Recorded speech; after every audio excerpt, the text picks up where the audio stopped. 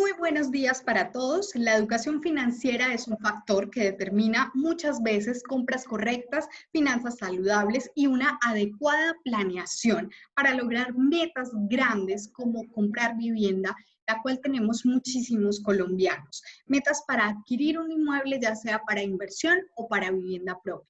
Para esto también influye la educación financiera. En Colombia, según las cifras de la empresa TransJunior, para el último trimestre del 2019, 13,5 millones de personas tenían algún producto de crédito con el sector financiero.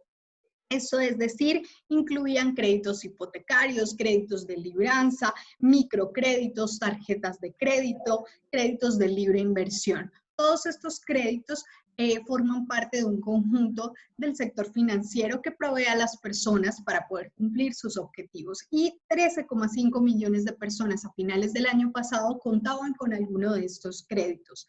Pero, ¿cuánto sabemos los colombianos de educación financiera? ¿Cuánto sabemos los colombianos de unas correctas finanzas, de presupuestarnos para trazarnos un objetivo y lograr las metas que tenemos en nuestra vida? ¿Cuánto sabemos de usar nuestros recursos de manera correcta? Bueno, hoy hablaremos de eso. Nos proyectamos, trazamos estrategias, cómo hacerlo. La educación financiera tiene mucho que ver en todos los ámbitos de nuestra vida.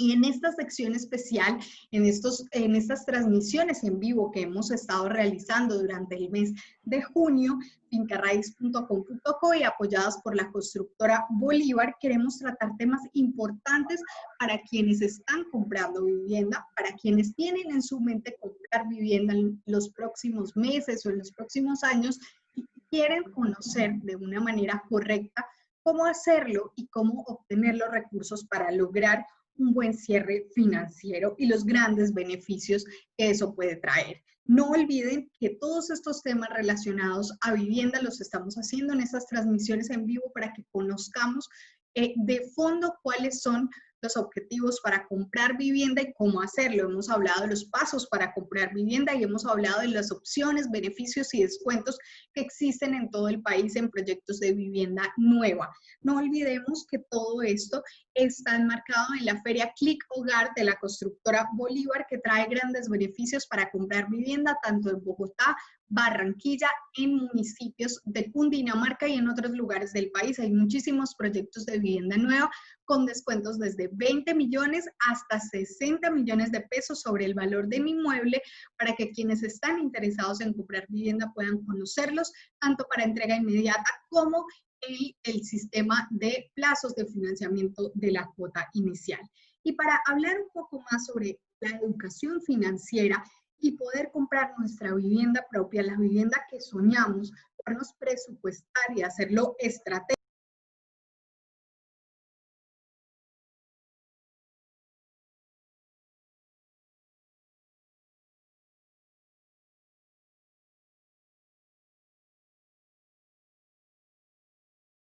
hablaremos de educación financiera con un invitado muy especial, quien es Omar Guevara. Él es economista, máster en estudio y gestión de desarrollo, es conferencista, docente y consultor. Omar, muy buenos días. ¿Cómo te encuentras? Daniela, muy buenos días. Muchas gracias por la invitación. Gracias a Finca Raíz y a Constructora Bolívar por este espacio. Felicitarlos porque ese es un espacio que es muy importante poder contar hasta algo acerca de la educación financiera, ¿no? Los colombianos no tenemos mucha cercanía con la educación financiera y es un factor fundamental para el éxito de nuestra vida personal y familiar. Perfecto, Omar. Bueno, vamos a comenzar con la primera pregunta y quiero preguntarte qué es la educación financiera y cómo repercute en la vida de los colombianos, porque sabemos que educarnos financieramente y tener una correcta finanza hace la diferencia. Claro que sí, Daniela. Pues la educación financiera es la capacidad que tenemos todas las personas para entender cómo funciona el dinero y nuestras finanzas personales. Eh, Vivimos en una economía de mercado, entonces es importante tener presente cómo están nuestros ingresos, cómo están nuestros gastos para proyectarnos y asegurar una calidad de vida. Eso nos asegura un buen presente, ¿sí? un excelente futuro, pero sobre todo nos asegura una vida plena y una felicidad y un bienestar. Perfecto. Y siguiendo con este tema, y muchos nos han preguntado, ¿por dónde deberíamos comenzar para tener unas finanzas saludables? Bueno, yo creería que empezar a hablar de finanzas implica hablar de un cambio. Y hablar de un cambio implica, siempre hemos estado pensando que hablar de finanzas puede ser un tabú. Y no debemos cambiar nuestra percepción, pensar que hablar de finanzas es algo muy normal. Y lo primero que yo sugeriría es que tenemos que ser sinceros con nosotros mismos y con nuestras familias. Ese para mí es como lo principal. Una vez seamos sinceros, que tengamos la habilidad de hablar de finanzas personales sin ningún tipo de inconveniente, eso es para mí lo principal. El cambio inicialmente es actitud y mente abierta para hablar de estos temas. Perfecto. Bueno, y comencemos a hablar también por dónde tendremos, o para todas las personas que nos ven y los usuarios, por dónde hacer un uso correcto de cuentas bancarias y productos financieros. Y el tema de presupuestos mensuales. Digamos que esto para comenzar a hablar un poco más sobre las finanzas saludables. Gracias, Daniela. Sí, efectivamente, lo primero que debemos empezar a hablar es empezar a tener un presupuesto. Y no quiero que se entienda presupuesto como algo complejo. Principalmente lo que tenemos que tener presente es tener una lista de nuestros ingresos, tener una lista controlada de los gastos, tener una lista controlada de nuestros gastos, listarlos todos, que el arriendo, que la alimentación, que el transporte, que la recreación. Importante incluir un renglón que normalmente no solemos incluir y son los gastos hormiga. Son aquellos pequeños gastos que nos parecen tal vez poco importante relacionarlos como, no sé, lo que me gasto en un tinto, lo que me gasto en un cigarro, lo que me gasto de pronto en una gaseosa, en una cerveza. Esos gastos no solemos llevarlos en nuestras cuentas, pero pasado un tiempo, esos gastos pueden ser ocupar un renglón muy importante de nuestras finanzas, ¿no? Hoy en día uno de los gastos hormiga más comunes son las plataformas de entretenimiento. Entonces hay familias que de pronto pueden tener suscripción a Netflix, pero a su vez también tiene suscripción a una plataforma de audio como Spotify o como Deezer o como Amazon, o de video como Amazon Prime. Y cuando yo me pongo a sumar todos esos pequeños gastos que pueden ser alrededor de 20.000 pesos, alrededor de un periodo de tiempo, esos gastos pueden fácilmente ocupar 200, 300.000 pesos mensuales y esos pueden estar afectando las finanzas. No solo las afectan, sino que como no los tenemos presentes, pues se nos está yendo el dinero y no nos estamos dando cuenta en qué. Además de tener los ingresos y los gastos listados, es importante establecer proyectos de ahorro, ¿no? Es importante, si no tenemos metas, es difícil saber para dónde vamos. Lo primero que tenemos que tener es objetivos claros. Un ejemplo puede ser un proyecto de compra de vivienda. Los proyectos deben de tener tiempos de proyección. Si quiero comprar mi vivienda, debo tener hacia dónde voy a ir. Y lo otro, justamente para poder establecer ese ahorro, yo puedo tener dos fórmulas. Uno es tener mis ingresos y a mis ingresos gastar lo que sea necesario gastar y lo que sobre lo ahorro. O la otra opción es, tengo mis ingresos, defino el ahorro que yo necesito para lograr, para el objetivo que tengo establecido y lo que sobre me lo gasto. Son dos formas diferentes de ver esa opción de ahorro. Perfecto, es decir, tenemos acá varios conceptos. Tenemos nuestros ingresos, cuánto está llegando mensualmente, cuánto estamos gastando. Me parece interesante este concepto, gastos hormiga, que quiere decir algunos gastos que tenemos en el día a día y que no son totalmente necesarios, pero bueno, entretenimiento, todos estos temas. Y los ahorros. Y como tú dices, podemos tener ingresos y egresos y ingresos y gastos para ahorrar o ingresos y gastos para que lo que sobre lo podamos gastar. Importante como hacer ese resumen para todos nuestros usuarios. Pero hablemos un poco y nos preguntan quienes están conectados y viven solos o han formado una familia y tienen estos gastos mes a mes. ¿Cómo elaborar? Ya vimos los ingresos y los egresos, pero ¿cómo elaborar una estrategia de ahorro y pagos? ¿Cómo decir, bueno, yo tengo estos ingresos, tengo estos egresos, ¿qué debo hacerlo? ¿Lo debo hacer en un Excel? ¿Lo debo hacer en una aplicación? ¿Cómo elaborar ese presupuesto? Bueno, yo creería ideal si lo pueda de pronto hacer en un Excel, pero debemos tener presentes de que debemos utilizar la herramienta que más cómodos nos sintamos en usar.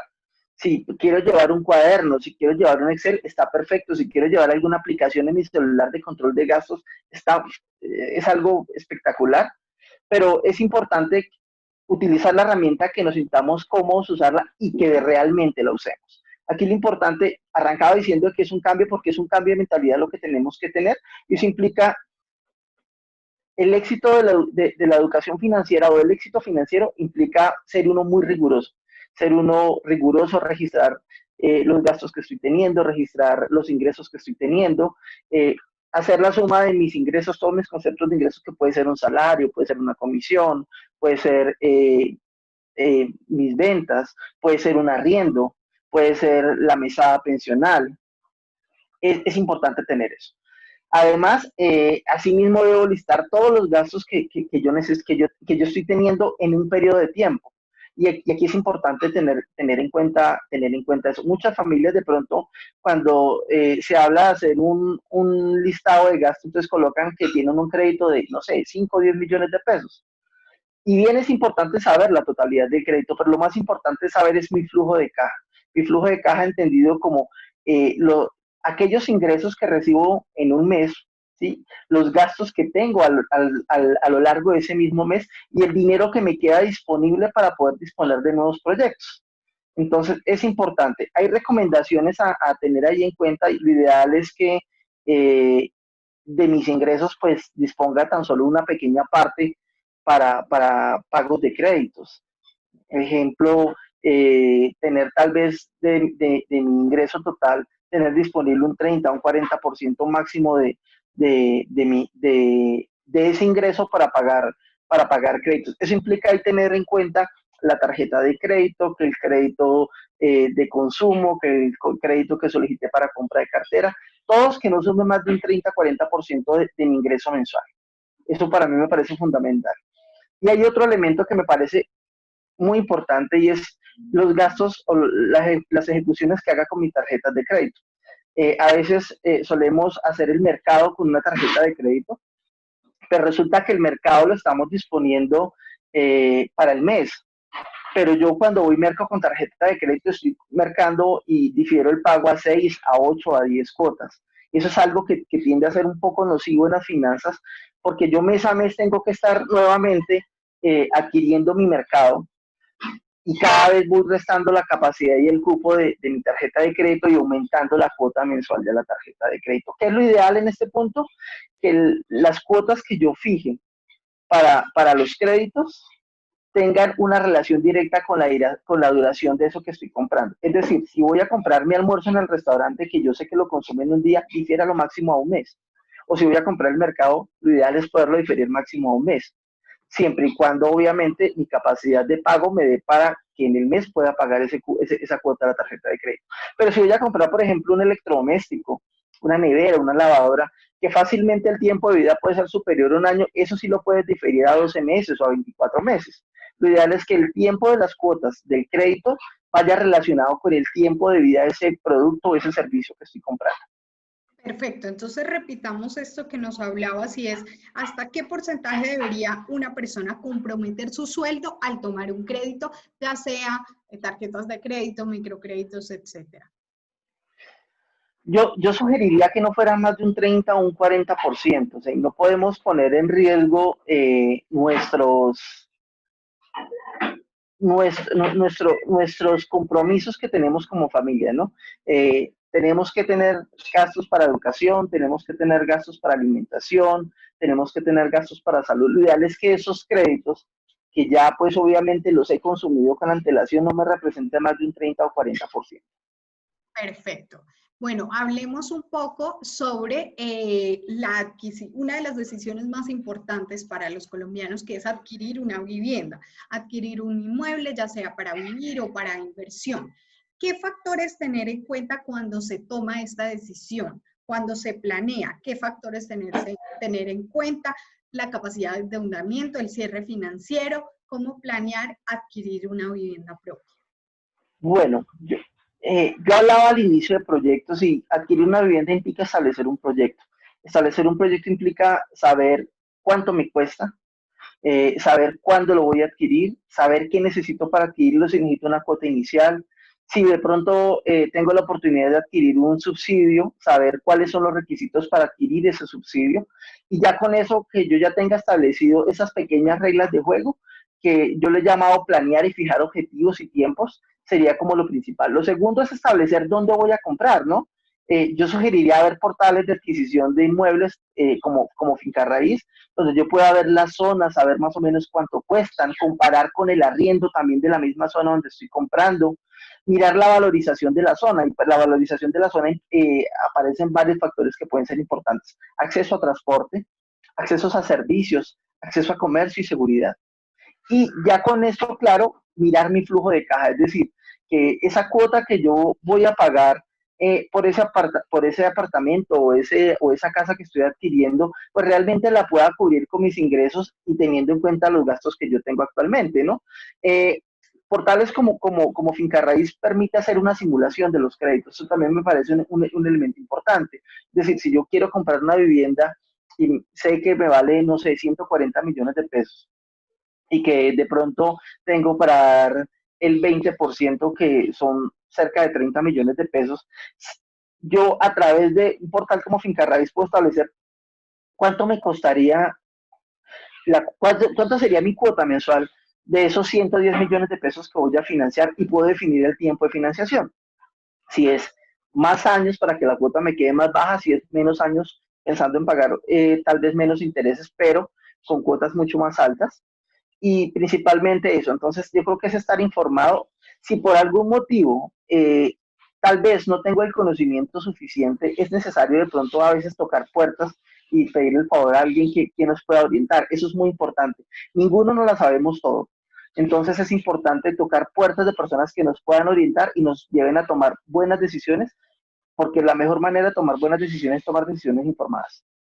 Perfecto, entonces hablábamos un poquito de revisar cuánto vale, cuánto tenemos la cuota inicial, saber todo el tema de si podemos o no y a cuánto tiempo diferiríamos las cuotas. Pero para lograr la cantidad de recursos para adquirir la vivienda, pues se requiere en muchos casos para ese cierre financiero que llamamos muchísimo dentro de todo el tema del sector inmobiliario. Para hacer el cierre financiero, nosotros debemos tener en cuenta que si no tenemos el 100% de los recursos, si no podemos pagarlo de contado, necesitaríamos un crédito hipotecario o un leasing habitacional. ¿Cuáles son las razones? Y muchos nos preguntan, y nos están preguntando acá en el chat, por las cuales un crédito puede ser negado, y si es negado, qué tener en cuenta para administrar nuestros recursos de forma saludable y que no nos llegue a pasar eso. Bueno, hay diferentes razones para que un crédito sea negado. La primera razón es un reporte en una central de riesgo por un historial crediticio. Y aquí es muy importante hacer un llamado a que todos tratemos de tener un buen historial crediticio, tener buenos reportes en las centrales de riesgo, no caer en moras innecesarias. Ese es el primer motivo por el cual un crédito puede ser negado. Si no tengo problemas con mi historial crediticio, el otro motivo puede ser un sobreendeudamiento. Es decir, hablábamos hace un rato de que podría tener un 30 o un 40% en créditos de consumo y en tarjetas de crédito. Si además estoy pensando en adquirir un crédito hipotecario que me puede consumir otros, no sé, 30 o 40% de mi salario, entonces lo primero que uno se pregunta es, bueno, ¿y entonces cómo va a pagar transporte, cómo va a adquirir alimentación cuando esos gastos son prioritarios? Entonces, si tengo un nivel de deudas muy alto y eso reduce mi flujo de caja, es decir, que me queda poco disponible para pagar ese crédito, ese puede ser un motivo de rechazo del crédito. Hablábamos acerca de la capacidad de pago, del flujo de caja que de pronto no puede estar, o porque tengo sumados todos mis créditos, tengo mucho dinero comprometido y no tengo suficiente respaldo para pagarlos. Asimismo, pues hay cosas que debemos tener en cuenta y que van a favor justamente de un buen crédito, y es paguemos las cuotas a tiempo, evitemos adquirir deudas innecesarias, y para evitar adquirir deudas innecesarias debemos evitar caer en el consumismo. Muchos hemos creído que porque más tengamos somos más felices, y yo realmente me pregunto si realmente yo soy más feliz si tengo un celular de gama, no sé, baja o media, a que si me endeudo con mi tarjeta de crédito para comprarme un celular de gama alta. Yo personalmente no creo que eso lo haga uno más feliz, y realmente esas pequeñas deudas eh, lo que hacen es posiblemente truncarme o demorarme a adquirir sueños grandes como adquirir una vivienda para bienestar de mi familia. Perfecto. Y quiero hacerte una pregunta porque nos la hacen mucho aquí en el chat y es, ¿qué hacer si ya estamos, por ejemplo, reportados en Data Crédito y queremos en algún momento llegar a tener una vivienda? Sabemos que muchos colombianos están reportados en Data Crédito. Ya pasó eso que no deberíamos llegar ahí, deberíamos cuidar las finanzas porque creo que también es importante recordarle a todos quienes nos ven que en Colombia el historial crediticio, es decir, cómo te califican las entidades financieras, etcétera, es muy importante para cualquier actividad que se vaya a realizar en el ámbito financiero. Pero, ¿qué hacer para quienes están reportados en Data Crédito? ¿Qué consejo le podríamos dar para salir pronto de estar en el reporte? ¿Cómo es el tema del castigo? ¿Se puede hacer algo para acortar ese tiempo? Bueno, aclarando que todos estamos reportados en Data Crédito.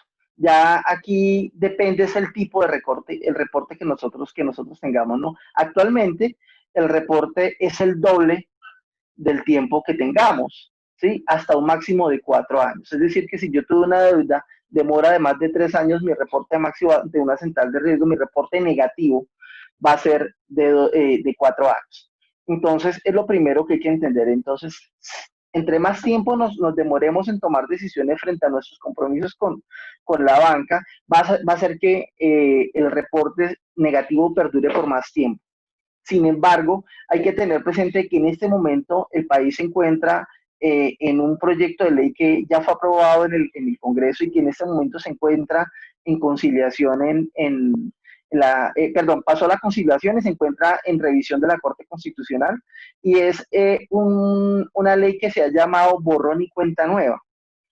Para mí es una oportunidad muy, muy importante para que muchas familias puedan ponerse al día en sus deudas.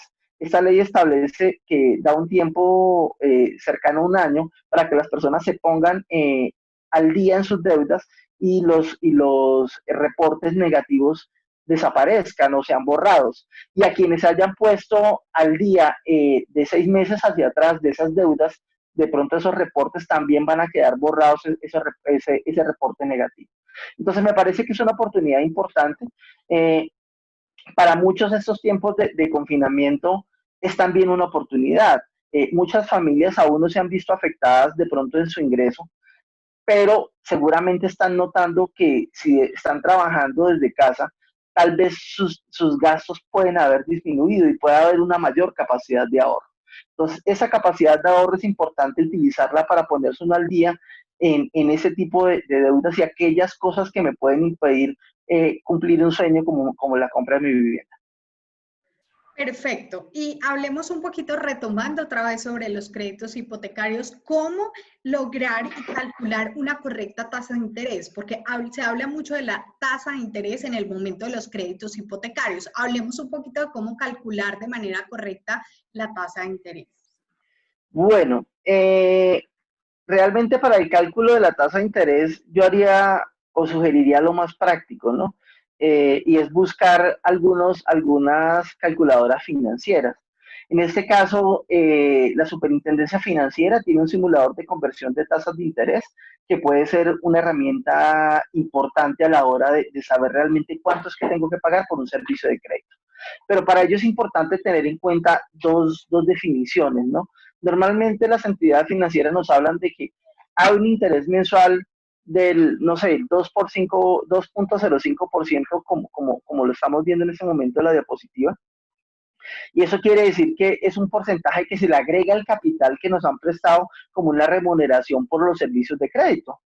Pero ese no es el interés realmente que nosotros vamos a pagar como consumidores. Entonces, yo lo que sugeriría es, si no sabemos de tasas de interés, preguntemos abiertamente en nuestra entidad financiera cuánto es el interés efectivo que debemos pagar por ese servicio de crédito.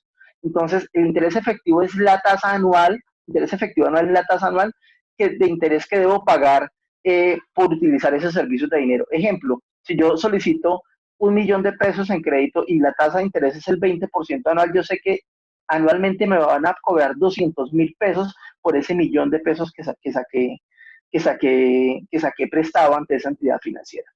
Aquí hay unos ejemplos en la diapositiva que estamos viendo sobre las tasas, ¿no? Entonces hay una tasa efectiva en la diapositiva, una tasa mensual nominal de 2.05 y la tasa efectiva anual va a ser del 27.52. No es tan fácil como multiplicar la tasa nominal por 12, si no va a tener un incremento mayor. Pero para no complicarnos, utilizar el simulador es una muy buena opción. Los bancos lo tienen, la Superintendencia Financiera lo tiene abierto. Y la más práctica es preguntar abiertamente a los asesores de las entidades financieras cuál es la tasa efectiva que vamos a pagar por esos servicios de créditos en un periodo de un año. Sin embargo, tengo una pregunta al respecto de las tasas de interés. Tenemos esto y esta es la tasa efectiva anual y la tasa mensual. Hablemos un poquito la diferencia que hace, porque muchos no entienden la diferencia que puede hacer un porcentaje en la tasa. ¿Cuánto puede eso implicar en dinero? ¿Por qué es tan importante revisar en todas las entidades financieras cuánto es la tasa y elegir lo mejor para nosotros? Uy, esa sí es una diferencia enorme, ¿no? Lo primero que debemos hacer, así como cuando vamos a adquirir vivienda, nos ponemos a mirar en qué barrio queremos comprar, cómo va a estar conformada la vivienda para saber cuánto nos cuesta. Lo mismo tenemos que hacer cuando vamos a adquirir un crédito. Porque, claro, hablar de 1 millón de pesos y una tasa del 20% que me ofrece un banco y una del 22% que me ofrece otro banco, pues puede ser simplemente una diferencia de 20.000 pesos. Pero si eso lo estoy proyectando a un crédito hipotecario que va a ser a 15 o a 20 años, ya la diferencia, esos 2 puntos porcentuales ya no van a ser 20.000 pesos. Ya va a ser algo, un impacto mucho mayor en el bolsillo. Fácilmente 2 puntos porcentuales, no sé, puede, dependiendo del valor del crédito, puede significar 40, 50.000 pesos más de cuota mensual. Entonces es importante, así como cuando vamos al supermercado y preguntamos cuánto vale el producto A en tal lado y luego cuánto me vale en el otro y cuánto me vale el otro. Esa misma tarea lo ideal es que lo hagamos con las entidades financieras que nos prestan los servicios. ¿Cuánto me cuesta, cuánto es la tasa de interés que me ofrece el banco A por ese crédito hipotecario? ¿Cuál es la tasa de interés que me ofrece el banco B por el mismo crédito? ¿Y cuál es la tasa que me ofrece por el tercer banco por ese mismo crédito? Es importante tener en cuenta, estamos comprando un servicio y como estamos comprando un servicio, pues la idea es, si el servicio es el mismo, apostar a un servicio que sea un poco más pagable para nuestro bolsillo. También es importante saber y conocer un poco más sobre, o sea, si bien sabemos sobre la tasa de interés, etcétera, es importante saber el crédito que se adecue. El tiempo del crédito va a depender mucho de nuestra capacidad. ¿Qué podríamos decir en cuanto al tiempo de tomar un crédito de vivienda? Sabemos que existe a 7, a 15 años y algunos bancos hasta 20 años.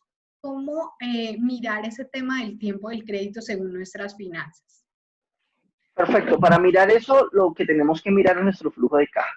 Y voy a colocar un ejemplo, no sé, parto de que de pronto el salario de la familia pueden ser 2 millones de pesos.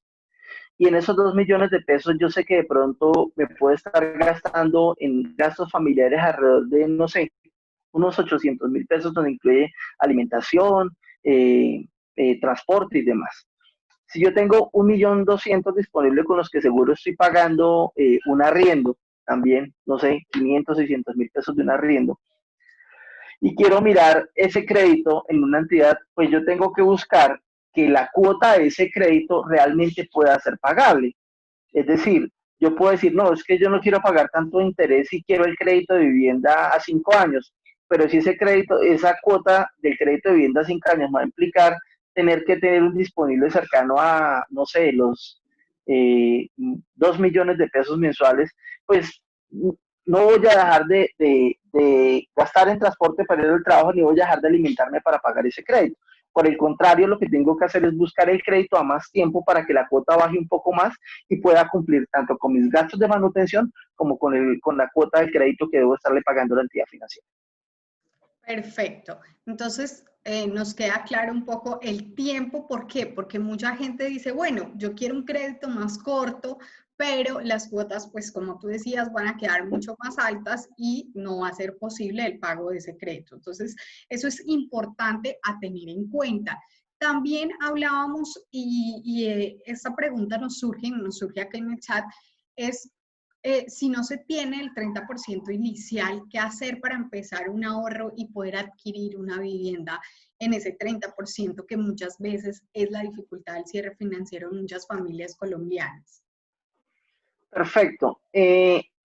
Las decisiones financieras se basan principalmente en tres caminos, ¿no? Uno es el camino del ahorro, el otro es el camino de la inversión y el tercero es el camino de la financiación. Ya sabemos que no podemos financiar el 100% de la vivienda y que por el contrario necesitamos hacer una inversión de un 30% para poder completar esa vivienda según el ejemplo que tú misma nos colocas. Existen dos maneras, ¿no? Lo decía hace un momento cuando hablábamos de ahorro. Una cosa es ahorrar lo que me sobre y otra cosa es gastar lo que me sobre después de ahorrar. Y aquí es importante. Yo debo establecerme el proyecto. Si yo sé que, no sé, la vivienda me vale 100 millones de pesos y debo completar el 30%, que van a ser 30 millones de pesos, pues yo lo primero que tengo que establecer es que ese es mi objetivo. Mi objetivo de ahorro va a ser 30 millones de pesos. Y yo debo establecer cuándo quiero establecer ese objetivo.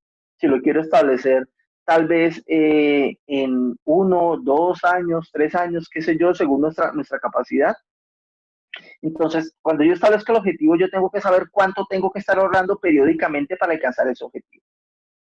Adicionalmente, es bueno recurrir a otras opciones que me pueden ayudar a apalancar esa primera cuota inicial. Es el caso de los subsidios, averiguar con las cajas de compensaciones los subsidios que hay disponibles para compra de vivienda, que seguramente me pueden ayudar a mitigar esa cuota inicial. Pero en términos generales es uno, buscar opciones que tengo para adquirir a subsidios para compra de vivienda para saber realmente cuánto logro conseguir. Dos, establecer mi faltante, si ya sea el todo o solo una parte, y establecer cuándo lo debo completar y establecer metas de ahorro muy rigurosas que me permitan alcanzar ese objetivo. Unas opciones pueden ser normalmente que nosotros como los que somos trabajadores empleados tenemos opciones. Uno, definir parte de las primas que tenemos, las primas semestrales. Eso es un dinero extra. Entonces es importante no volver esas primas como un gasto de consumo donde me llegó el dinero, entonces ahora me voy para mirar al centro comercial, que en este momento no está un poco restringido, pero a ver, ya no pienso qué voy a hacer cuál es mi plan que tengo, sino ya pienso es qué me voy a comprar con lo que ya tengo. Y esa es una mala práctica. Lo ideal es que los recursos tengan un destino. Esa es una opción. La otra opción es utilizar las cesantías. Las cesantías tienen unas disposiciones muy importantes que los gobiernos han establecido y una de ellas es la compra de vivienda. Entonces ya sabemos que las cesantías es en promedio es un salario por año. Entonces, si yo tengo ese salario por año y puedo aprovechar las primas semestrales para ayudar a apalancar ese objetivo que es esa cuota inicial de mi vivienda, y si además puedo disponer una cuota periódica de ahorro mensual, pues fácilmente el objetivo que yo tal vez vislumbraba a 3, 4 años lo puedo alcanzar tal vez en 1 o 2 años.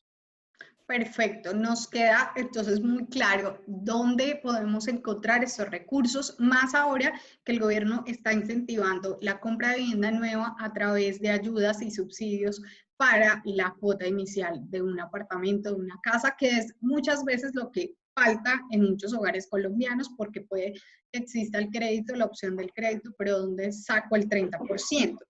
hablábamos hace un poquito de dar crédito y todo el tema y de estar reportado y que nos impide el acceso a muchos productos financieros. Pero ¿por qué crees tú que se da esta cultura en Colombia? ¿Cómo salir de este punto en el que nos llenamos de deudas para cubrir una y la otra y nos pasa que terminamos con un reporte negativo en centrales financieras? Yo lo primero que creería es que la mayor parte de estas situaciones se dan porque tomamos decisiones basadas más que en expectativas, en especulación, ¿no? Ejemplo, hablábamos de que tal almacén sacó el descuento de temporada o salió por lo menos creo que se dice del Black Friday. Entonces, esas son opciones que nos marca el comercio sin lugar a dudas para que nosotros podamos adquirir algunos bienes o servicios, pero a veces no sabemos hacer uso de esos bienes o servicios. Es decir, hay personas que en esas fechas deciden ir a comprarse en un televisor no porque lo necesiten, sino porque estaba barato. Y lo primero que yo debo decirles es no compremos lo que no necesitamos. Yo soy de los que creo que no porque más tengamos somos más felices. Entonces, no hagamos compras innecesarias, no tomemos decisiones basadas en expectativas. Ejemplo, voy a comprarme este televisor porque es que este mes me llega un cliente y me va a comprar el doble de lo que estoy vendiendo, entonces mi utilidad va a ser mayor. Entonces, lo primero es, no espero que eso suceda, sino hago el gasto, compro el televisor y de pronto se me dañó el negocio y quedé con la deuda. Entonces, las expectativas, tomar decisiones basadas en expectativas no es tan bueno. Las expectativas nos ayudan a movernos, pero no en especulación. Entonces, evitar consumos innecesarios. Eso hace que nos sobreendeudemos, que nuestros flujos de caja se disminuya, el margen del flujo de caja se disminuya. Tengo que tomar decisiones o compro mercado o pago al banco, y pues la decisión es fácil, ¿no? Primero me alimento y entonces le quedo mal al banco, ya le quedé mal al banco un mes, entonces, claro, yo creo que el temor de muchos es, pues yo no quiero quedarle mal a la entidad financiera, pero en el momento en que se rompa esa barrera de quedarle mal a la entidad financiera, pues puede pasar que ya le quedé mal uno, pues quedémosle mal otro, ya no tuvo para pagar una cuota, entonces pues más difícil va a ser pagar 2, 3 o 4 cuotas, cuando me doy cuenta esas cuotas son impagables y pues ya decido pues darme al dolor de que no pude pagar y pues que me reporten porque qué más puedo yo hacer. Y efectivamente, puede ser una decisión de simplemente de un reporte negativo que para muchos puede ser no ser tan trascendental, pero cuando ese reporte negativo implica truncar sueños como de una familia, como comprar una vivienda, como poder financiar el estudio de los hijos. Entonces ahí es donde uno le empieza a pesar esas malas decisiones que uno tomó simplemente porque fue el lanzamiento del celular de última gama o porque fue el televisor que viene con X o Y tecnología. Entonces ese tipo de decisiones basadas en especulación son los que llevan a caer en temas de afectación del flujo de caja y por consiguiente en temas de cesación de pagos y de reportes negativos. Wow, sí, entonces tienes toda la razón. El primer momento, y creo que todos siempre nos da mucho susto quedar mal, pero creo que con el tiempo, cuando la gente empieza a quedar mal, ya se vuelve una costumbre. Obviamente, lo que tú dices, pues sí, vamos a elegir entre comer y pagar las obligaciones, pues vamos a elegir, obviamente, las necesidades básicas que tenemos como familias. Hablemos un poquito antes de terminar. ¿Cuál sería el peor escenario? Nos preguntan acá, ¿cuál es el peor escenario si tenemos unas finanzas? Bueno, aparte de vivir llenos de deudas, ¿cuál sería el peor escenario para quienes no están haciendo unas finanzas saludables? ¿La insolvencia financiera sería una de ellas? Sin lugar a duda, cuando yo no tengo una buena salud financiera, la insolvencia financiera va a ser uno de los escenarios más complejos. Pero yo quiero ver ese escenario un poco más desde un punto de vista más humanístico. Y es, ¿quién está tranquilo con deudas? ¿cómo vive uno feliz con deudas? Las deudas acaban matrimonios, ¿sí? Las deudas rompen relaciones con los hijos, las deudas truncan sueños.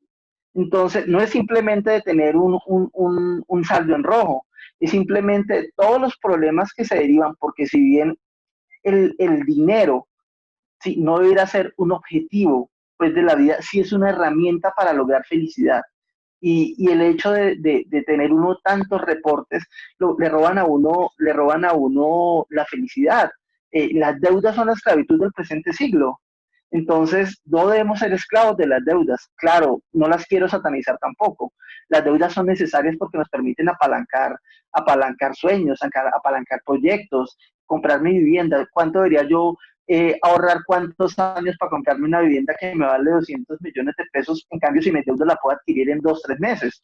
Entonces, no debemos satanizar las deudas, pero debemos saber hacer un buen uso del sistema financiero y de su portafolio de servicios. Ok, es claro, las deudas nos ayudan, no podemos satanizarlas, pero sí podemos crear una cultura financiera efectiva y que realmente nos ayude a lograr esas metas. Voy a hacer una pregunta que nos hacen acá en el chat y que quedó ahí suelta y es, ¿qué pasa cuando, porque muchos se preguntan quién es existen ahora muchos hogares unipersonales y otros hogares conformados por parejas, una familia tradicional? ¿Quedaría o sería más difícil o cómo organizarse financieramente si soy solo yo quien deseo, por ejemplo, comprar vivienda y cuál es la diferencia con una familia que puede unir los ingresos? Yo pensaría que en principio no hay una diferencia notoria. O sea, yo como mi hogar unipersonal, yo puedo organizar muy bien mi ingreso, distribuir muy bien mis gastos, definir mi capacidad de ahorro para hacer la compra de mi vivienda. En el hogar a veces pareciera que puede ser un poco más complejo porque nos salen más gastos y nos salen más aristas a tener en cuenta y no es que tengo que pagar el colegio, tengo que pagar la universidad, tengo que pagar muchas cosas. Sin embargo, yo creo que todo es un tema de organización. Yo creo que es un tema de organización y eso es fundamental. Es importante entender que, claro, en lo personal soy yo quien tomo mis decisiones. Yo decido cuánto gasto, decido cuánto ahorro y yo mismo me esfuerzo para obtener el ingreso que yo quiera y con eso invierto y compro, por lo menos puedo comprar mi vivienda. En el hogar dependemos de más personas y es importante que nos veamos como un equipo, que nos veamos como un equipo. Es decir, en un equipo todos estamos en capacidad de aportar algo, hasta los más chiquiticos. Es que a veces pensamos que, claro, que porque ellos no generan ingresos, pues tal vez no es importante y entonces las decisiones las tomamos los grandes. Pero no, todos estamos en capacidad de aportar algo, porque ese niño pequeño puede estar pendiente de que las luces no estén encendidas y estoy consumiendo menos, así consumo menos energía. Puedo estar pendiente de cerrar la llave de la ducha, recordarnos, mira, nos estamos demorando mucho en la ducha y nos va a llegar el recibo costosísimo. Eh, cada uno de nuestra familia podemos tener uno, otro puede ser el que sabe manejar las finanzas y puede ser el que lleve las cuentas y los otros pueden ser los que traigan el ingreso, sin decir de que no todos pueden aportar a ello, pero a veces en la familia puede ser un poco más complejo porque los gastos salen un poco más grandes, el portafolio de gastos puede salir un poco más grande, pero yo creo que lo principal es vernos como un todo, así como la persona, el hogar unipersonal puede tomar sus decisiones sobre sus ingresos, su ahorro y sus gastos y decidir comprar la vivienda. Como familia también debemos vernos como un todo y es como hogar podemos juntar nuestros ingresos, tener presente, reducir nuestros gastos, definir nuestra capacidad de ahorro y generar ese proyecto familiar. Perfecto. Queda súper claro y es muy importante que no hace la diferencia la hacemos nosotros si tenemos unas finanzas saludables y nos proyectamos correctamente. ¿Cuál sería la clave? Y nos preguntan mucho acá en el chat, para que las finanzas no sean un dolor de cabeza en nuestras vidas, en especial en este momento de pandemia, en esta situación que nos ha tomado a todos por sorpresa y que requiere también de nuestra parte mucho cuidado financiero. Bueno, yo creo que si hablamos de esos momentos puntuales de pandemia, yo creo que esta pandemia o esta situación, esta coyuntura que estamos viviendo, nos ha enseñado cosas muy importantes. O sea, nos ha enseñado el valor de que es estar en casa y compartir en casa con las personas con las que vivimos. Dos, nos ha enseñado que podemos vivir sin salir a un centro comercial a gastar, que podemos disfrutar de un plato de comida delicioso preparado en casa, sin necesidad de ir a buscar restaurantes costosos. Nos ha enseñado que tal vez consumimos más de lo que nosotros realmente necesitamos. Y hay una importante capacidad, hay una buena oportunidad de ahorro. Eso sería lo primero. Pero como estamos en casa, seguramente nos ha llevado, entre comillas, a compartir un poco más. Y eso implica, desde el punto de vista de las finanzas, que debemos compartir y hablar de finanzas en familia. O sea, eso tiene que ser un tema de todos. Eso tiene que ser un tema donde todos podemos poner nuestro granito de arena y nos permite estar bien. Entonces, eso para mí me parece una oportunidad. Ser muy rigurosos en temas de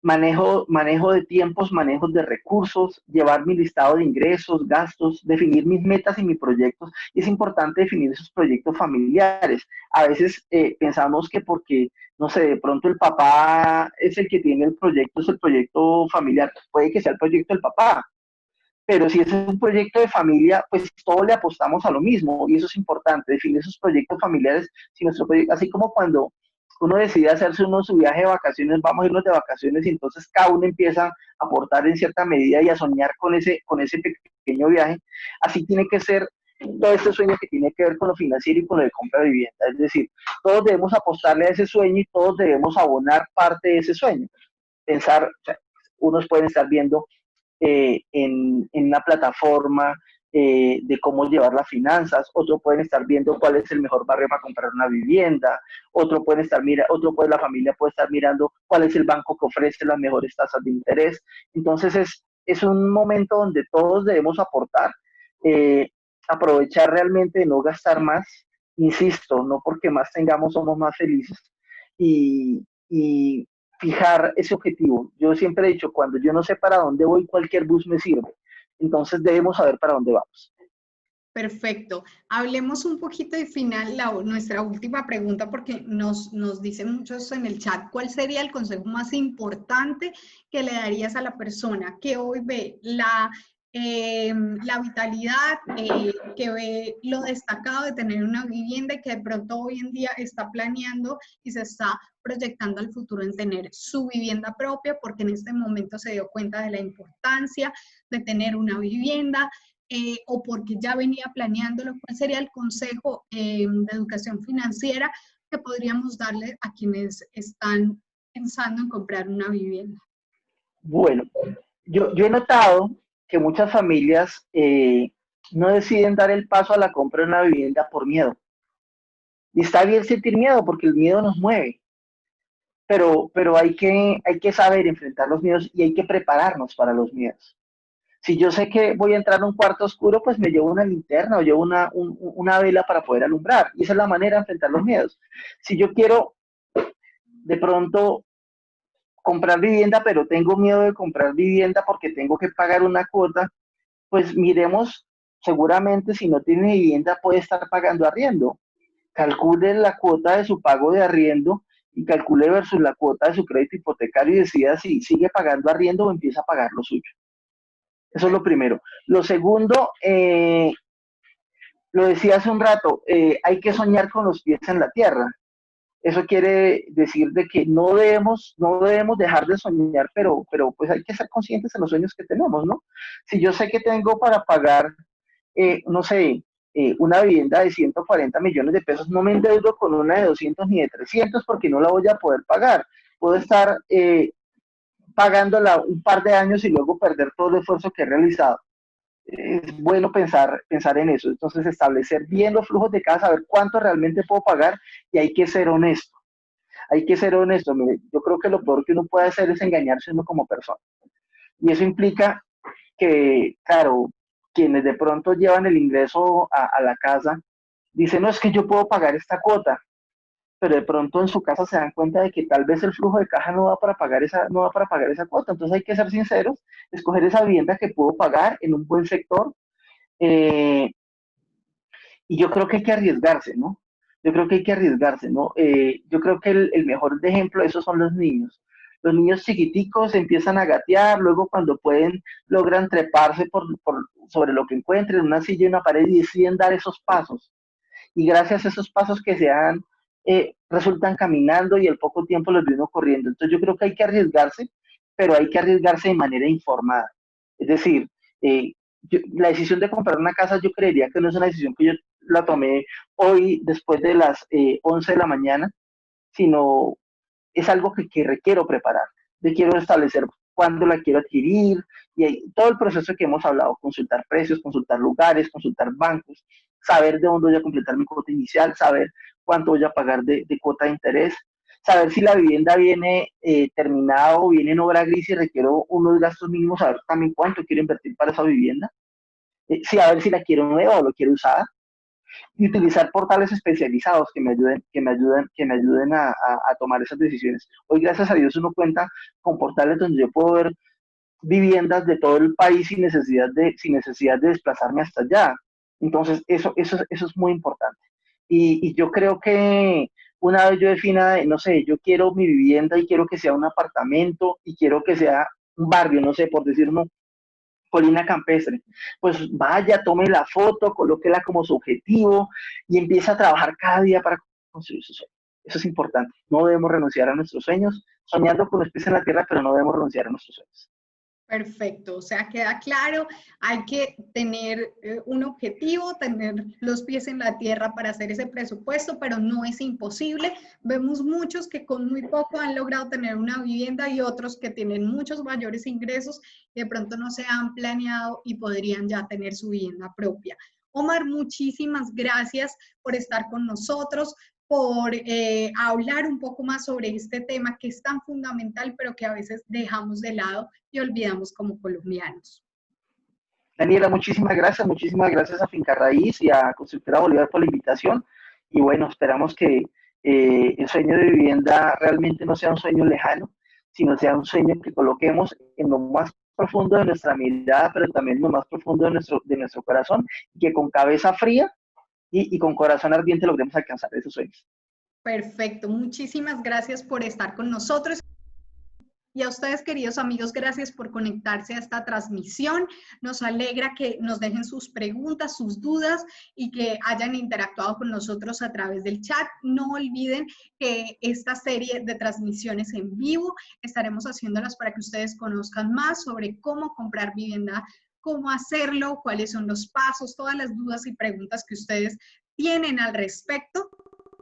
Y no olvidemos que esta transmisión también hace parte de la Feria Clic Hogar, que está siendo llevada a cabo por la Constructora Bolívar. Les dejaremos el link aquí en pantalla para que ustedes ingresen y conozcan proyectos en todos la ciudad de Bogotá, en Barranquilla, también en municipios de Cundinamarca como Ricaurte y también como Cajicá. Allí encontrarán proyectos para vivienda, de segunda vivienda y para primera vivienda, proyectos de casas, proyectos de apartamentos, todos cuentan con descuentos desde 20 a 60 millones de pesos. Toda esta feria tiene descuentos muy interesantes en el precio del valor del inmueble, tanto en Barranquilla, Bogotá, Cundinamarca, los municipios de Cundinamarca. Allí encontrarán toda una variedad de ofertas y además encontrará inmuebles en toda Colombia que la Constructora Bolívar también tiene, en otras ciudades como Cali y en otros lugares del país. No olviden que allí encontrarán proyectos también muy bien ubicados en la ciudad de Bogotá, en Colina Campestre, también en la calle 153. También encontrarán proyectos, como decía, Entre Lomas, el proyecto Entre Lomas en Cajicá para vivir en familia, y en Ricaurte, proyectos Hacienda Peñaliza Aguada y Hacienda Peñaliza El Limonar, proyectos de segunda vivienda, y en Barranquilla, dos proyectos, Oceana 52 y Paraíso Caribe, que cuentan con diversos amenities para todos quienes viven allí y diferentes precios, diferentes opciones. Esta feria estará hasta el 30 de junio con descuentos espectaculares para proyectos y vivienda de entrega inmediata y también de esas 6 meses de plazo de financiación. Muchas gracias por estar con nosotros. No olviden que estamos realizando esta serie de transmisiones en vivo para que ustedes puedan conocer más, despejar todas sus dudas al respecto de la vivienda en Colombia. Muchas gracias por estar con nosotros. Nos encontramos en una próxima oportunidad. No olviden que en fincarraiz.com.co ustedes encuentran la mejor oferta de vivienda nueva en todo el país, en todas las ciudades del país y también de vivienda en todos los municipios, tanto de Cundinamarca y otros municipios en todo el país. Así que no olviden ingresar a www.fincarraiz.com.co. Muchas gracias.